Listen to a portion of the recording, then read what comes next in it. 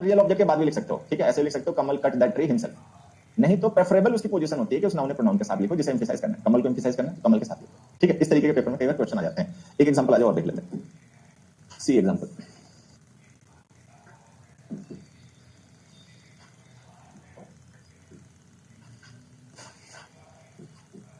The man blamed himself blamed again, ठीक है। और डी, द मैन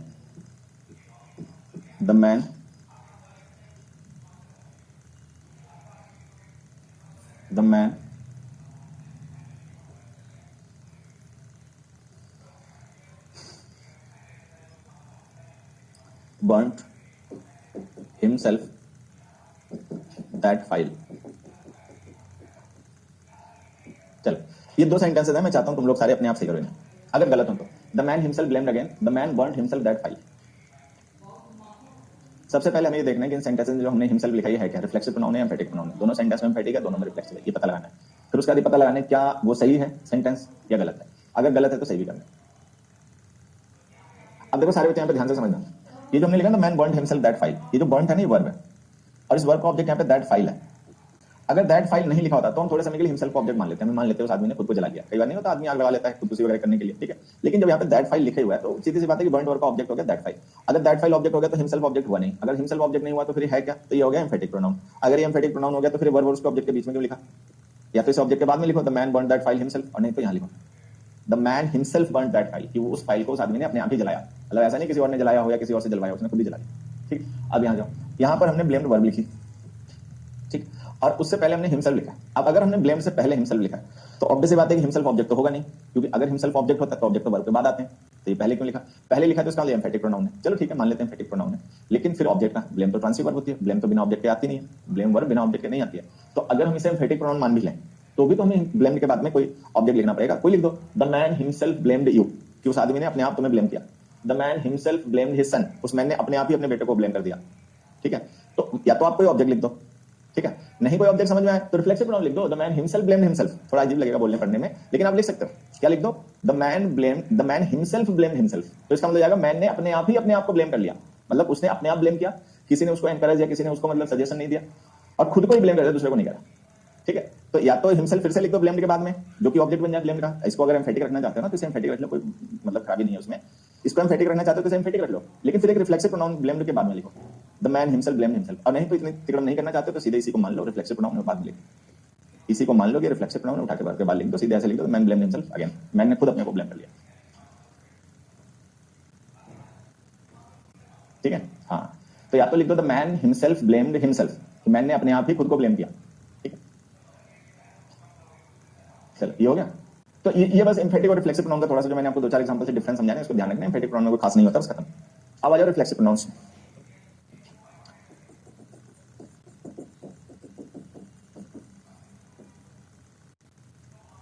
ठीक है। रिफ्लेक्सिव लिख दो, गलती हो गई बच्चे बार, रेसिप्रोकल लिखना है।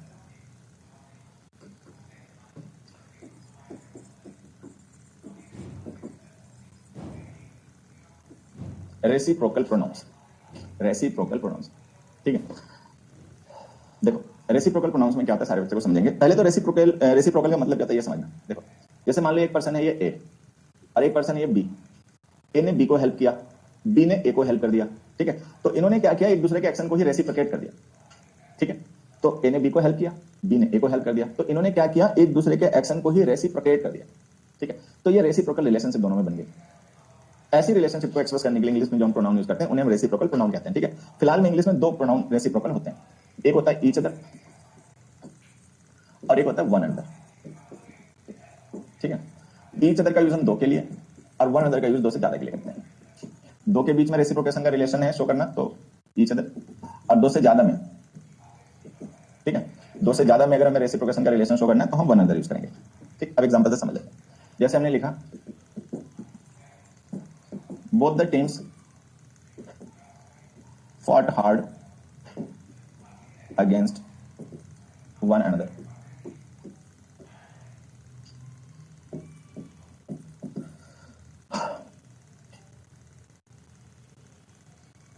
ऑल कैंडिडेट्स हैव डिफरेंट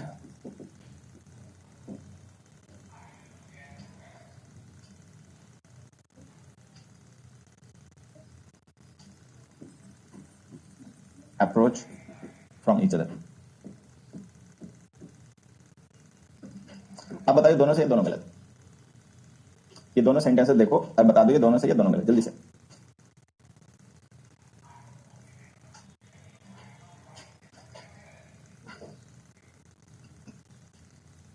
अब देखो, अच्छा यहाँ पे टीम्स लिखना था बच्चे, गलती से टीम रह गया, टीम्स लिखना, ठीक है।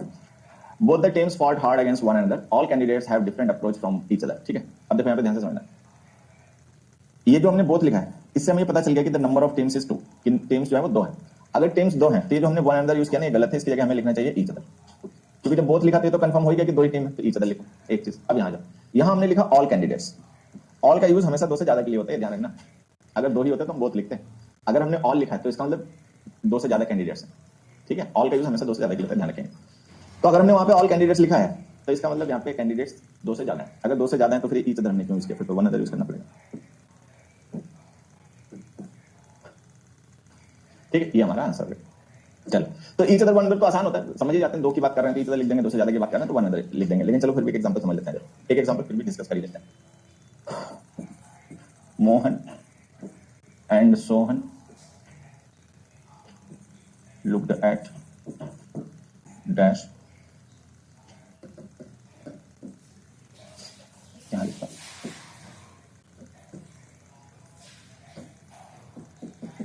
Mohan and Sohan looked at dash in the mirror, ठीक है। ये हमारा क्वेश्चन है। ऑप्शन आगे देख लेते हैं इसके। ऑप्शन ए ईच अदर,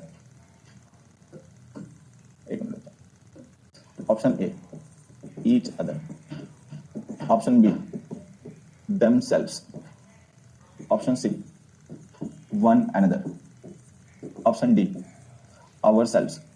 चल आंसर बताएं सारे लोग, ठीक है। समझ में आ गया ना डिफरेंस क्या है?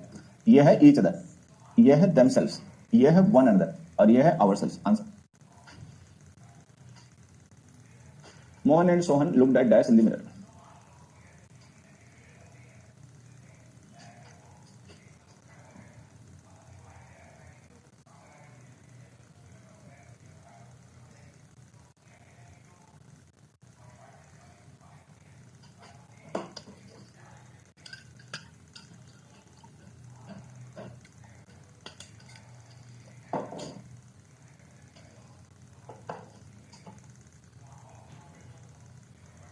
अब यहां पे एक चीज देखना, सारे बच्चे ध्यान से सुनना मेरी बात को।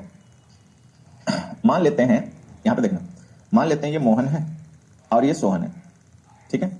मोहन ने सोहन को देखा, सोहन ने मोहन को देखा, तो ये क्या हो गया? रेसिप्रोकेशन हो गया। ये क्या बच्चे? ये है रेसिप्रोकेशन। तो हम इस केस में रेसिप्रोकल प्रोनाउन लिख देंगे। Mohan and Sohan looked at each other, Mohan और सोहन ने एक दूसरे को देखा, ठीक है। लेकिन एक दूसरी सिचुएशन देखो, ये मोहन है, ये सोहन है और ये मिरर है, ठीक है। अब मोहन ने मिरर में देखा, सोहन ने भी मिरर में देखा, ठीक है। अब मोहन ने मिरर के अंदर सोहन को देखा या खुद को देखा, मतलब किसने किसको देखा उससे मतलब नहीं है। अब मतलब ये है कि जो ये बाहर लोग देख रहे हैं और जो मिरर में दिख रहे हैं वो सेम है। अब मोहन मोहन को देख रहा है या सोहन को देख रहा है, सोहन सोहन को देख रहा है, मोहन को देख रहा है, वो जरूरी नहीं है। लेकिन जो बाहर लोग देख रहे हैं, जो अंदर दिख रहे हैं वो सेम है। तो ये रेसिप्रोकेशन नहीं रहा, ये रिफ्लेक्शन हो गया। ये रिफ्लेक्शन हो गया, ये रेसिप्रोकेशन है, ठीक है। तो ये जो हमारे क्वेश्चन है ना बच्चे, अगर इसमें इन द मिरर ना लिखा, देखो एक चीज तो पता ही है कि अवरसेल्व्स और वन अनदर तो गलत है, ठीक है, क्योंकि 2 से ज्यादा की हम बात कर नहीं रहे तो वन अनदर आएगा नहीं, ठीक है। मोहन और सोहन थर्ड पर्सन है तो उनके लिए फर्स्ट पर्सन का रिफ्लेक्सिव प्रोनाउन अवरसेल्व्स आएगा नहीं, वो तो गलत है, ठीक।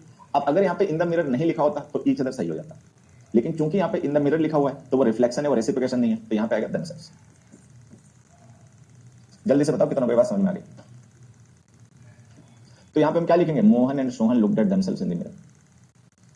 कितनों को ये बात समझ में आ गई? जल्दी से बताएंगे, ठीक।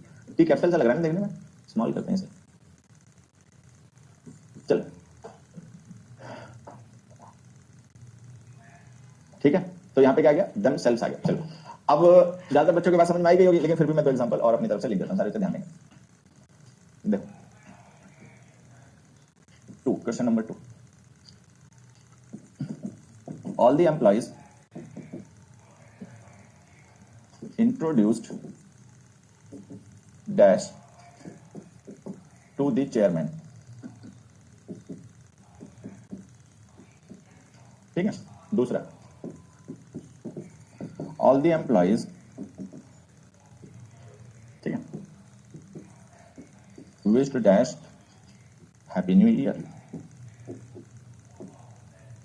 चल ब्लैंक फिल करो। ऑप्शन वही है जो ऊपर लिखे, ऑप्शन वही है, each other, themselves, one another, ourselves, वही ऑप्शन है और ये दो क्वेश्चन है। बताओ किसमें क्या है? पढ़ो, पढ़ के समझो।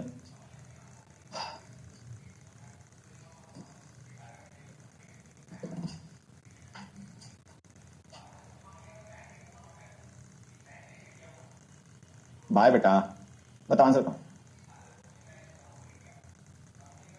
एक लिख रहा है आवरसेल्व्स, मार खाएगा क्या तू?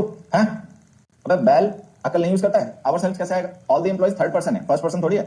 आवरसेल्व्स को हम कब यूज कर सकते हैं? जब हमारा सब्जेक्ट फर्स्ट पर्सन हो। सब्जेक्ट ऑल द एम्प्लॉइज लिखा हुआ है, तो स्पीकर अपनी बात नहीं कर रहा बेटा। अब यहां पे देखो, एम्प्लॉइज ने इंट्रोड्यूस किया, तो कैसे इंट्रोडक्शन? कैसे? जिसने इंट्रोडक्शन दिया होगा उसने अपना इंट्रोडक्शन दिया होगा कि एक दूसरे का इंट्रोडक्शन दिया होगा। मान लो राम ने श्याम को इंट्रोड्यूस कर दिया, श्याम ने राम को इंट्रोड्यूस कर दिया, तो ऐसे इंट्रोडक्शन उन्होंने दिया होगा। या जिसने अपना इंट्रोडक्शन दिया होगा उसने अपना खुद का इंट्रोडक्शन दिया होगा। सोचो, अब हमें पता है कि जिसने भी इंट्रोडक्शन दिया होगा उसने अपना खुद का इंट्रोडक्शन दिया होगा। ठीक, ऐसा नहीं हुआ होगा कि राम ने श्याम को या श्याम ने राम को इंट्रोड्यूस किया। जिसने इंट्रोड्यूस किया होगा उसने खुद को ही इंट्रोड्यूस किया होगा। तो ये रिफ्लेक्शन है कि जो इंट्रोड्यूस कर रहा है वो खुद को ही इंट्रोड्यूस कर रहा है, मतलब जो सब्जेक्ट है और जो ऑब्जेक्ट है वो सेम होगा। तो ऐसी सिचुएशन में हम यहाँ पे रिफ्लेक्सिव प्रोनाउन लिखेंगे themselves. All the employees introduced themselves. ठीक है, ये हमारा आंसर है। अब यहां जाते हैं, हैप्पी न्यू ईयर विश किया एम्प्लॉइज ने, तो कैसे हैप्पी न्यू ईयर विश किया होगा? जिसने हैप्पी न्यू ईयर विश किया होगा उसने खुद को विश किया होगा या एक दूसरे को किया होगा? ए ने बी को हैप्पी न्यू ईयर कहा, बी ने ए को हैप्पी न्यू ईयर कहा, क्या हुआ होगा? एक दूसरे को हैप्पी न्यू ईयर कहा गया होगा, हाँ? या जिसने हैप्पी न्यू ईयर कहा होगा उसने खुद से कह लिया होगा, मैंने अपने से कह लिया हैप्पी न्यू ईयर, उसने अपने से कह लिया हैप्पी न्यू ईयर। तो हमें पता ऐसा नहीं हुआ होगा, उन्होंने एक दूसरे को हैप्पी न्यू ईयर विश किया होगा। ठीक है, तो ये रेसिप्रोकेशन है, आपने जिससे कहा हैप्पी न्यू ईयर वही आपको वापस कह रहा है हैप्पी न्यू ईयर, तो रेसिप्रोकेट कर रहा है आपके एक्शन को। ठीक है, तो यहाँ पे हम लिखेंगे वन अनदर। ईच अदर क्यों लिखा अपना समझ लेना, ऑल लिखा ना, ऑल का मतलब दो से ज्यादा, तो हम यहाँ पे लिख देंगे one another. All the employees wished one another happy new year. चलो, तो अब आज के लिए बस इतना ही, ये आपका कंप्लीट हो गया। ठीक है, तो रेसिप्रोकल प्रोनाउन आज हमने 3 प्रोनाउन पढ़ लिया। ठीक, आज मुझे थोड़ा काम है तो हम 6:30 तक क्लास नहीं कंटिन्यू करेंगे, छुट्टी अभी कर रहा हूं मैं, इतना टाइम ही आपकी। प्रोनाउन अभी चलेगा, 2-3 क्लास तो चलेगा, दो क्लास तो कम से कम चलेगा। ठीक है, तो अभी अपना क्या है, आज क्या है, थर्सडे, तो इस हफ्ते नहीं हो पाएगा, चलो कोई नहीं, अगले हफ्ते जाएगा। मीट आएगा टू ईच अदर आएगा, ऐसा कुछ नहीं होता बेटा, ऐसा कुछ नहीं है। अगर रेसिप्रोकेशन जिन लोगों में हम शो कर रहे हैं, अगर वो 2 लोग हैं तो फिर हमें ईच अदर लिखना है, 2 से ज्यादा है तो वन अदर लिखना है। ठीक है, वहां पे वर्ब कौन सी यूज की इससे कोई फर्क नहीं पड़ता। और तुम्हारे साथ एक दिक्कत है, हाँ ठीक है, कई बार पर्सनल होना पड़ता है, लेकिन अब मतलब लोग कहते हैं होना नहीं चाहिए, बट ना हो तो इससे सुधरेंगे भी नहीं। रट्टा मत मारा, जो बताया जा रहा है उसको सुनो, उसको सीखो, उसको समझो। कुछ बच्चे हैं ढीठ, मैं उनको देखता हूँ वो एक ही कमेंट को ना कॉपी पेस्ट करते रहते हैं, 10-15-20 मिनट वही हरकत करते रहते हैं। ठीक है, मैं देखता रहता हूँ उनके कमेंट में, सोचता हूँ ये है तो लल्लू बच्चा है, क्योंकि जिसको इतना सेंस नहीं है। अब उसको मैं समझाऊंगा तो कौन सी बात समझी जाएगा। ठीक है, तो यहाँ पे ध्यान रखा करो सारे लोग कि जो पढ़ाया जा रहा है ना उसको धीरे धीरे सुनोगे, समझोगे ना तो इंप्रूवमेंट होगा। ये मत किया करो कि जो तुम्हें पढ़ाया जा रहा है तुम उसको भी गंवा दो। एक हिंदी में कहावत होती है, आधी तज पूरी को धावे, आधी मिले ना पूरी पावे। किसी ने सुनी बात की नहीं? किसी ने कभी सुनी बात की नहीं सुनी? कि एक हिंदी में कहावत होती है कि आधी तज पूरी को धावे, आधी मिले ना पूरी पावे। इनको दौड़ा दौड़ा के मारना चाहिए, नहीं दौड़ा दौड़ा के नहीं, फिर तो हम भी मतलब खुद को एक्सर करेंगे, इन्हें बंद कर लो कमरे में। तो इसका मतलब ये होता है कि जैसे हमारे पास कोई चीज आधी अधूरी है, ठीक है, पूरे के चक्कर में भाग के आधी भी चलेगी यहां से। तो अभी जो पढ़ाया जा रहा है अभी इस पे ध्यान दो। ठीक है, इसको सीखो, इसको समझो, इसकी वैल्यू करो। अब तुम इसके चक्कर में दूसरी चीज सीखने के चक्कर में जो पढ़ाया जा रहा है इसको भी गंवा देते हो। बहुत सा बच्चा मैं देखता हूँ, बहुत सा बच्चा वो कमेंट्स, वो बंदर है, बालक वानर एक स्वभाव वाली कहानी है उसकी। तो बहुत सा बच्चा उसको ऑनलाइन पढ़ने का ना ढंग और शौर नहीं है।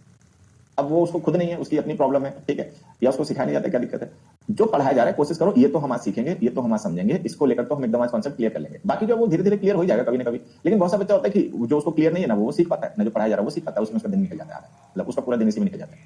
क्लास भी उसने अटेंड करी पूरी, ठीक है, डेटा भी खर्च किया, स्क्रीन देख देखकर अपनी आंखें भी फोड़ ली। ये स्क्रीन हमको हमारी हर्ट करती है, बहुत नुकसान करती है। तो मेरे भी डॉक्टर ने मुझे बताया कुछ दिन पहले कि जैसे हम टीवी देखते हैं, फोन देखते हैं, लैपटॉप देखते हैं, ये हमारी आंखों को बहुत मतलब नुकसान करता है, हद से ज्यादा करता है। ठीक है, तो देख देख के स्क्रीन, फोन की और लैपटॉप की आंखें भी अपनी फोड़ रहे हैं, ठीक है, पैसा भी खर्च कर रहे हैं, टाइम भी खर्च कर रहे हैं और पूरा फायदा भी नहीं उठा रहे।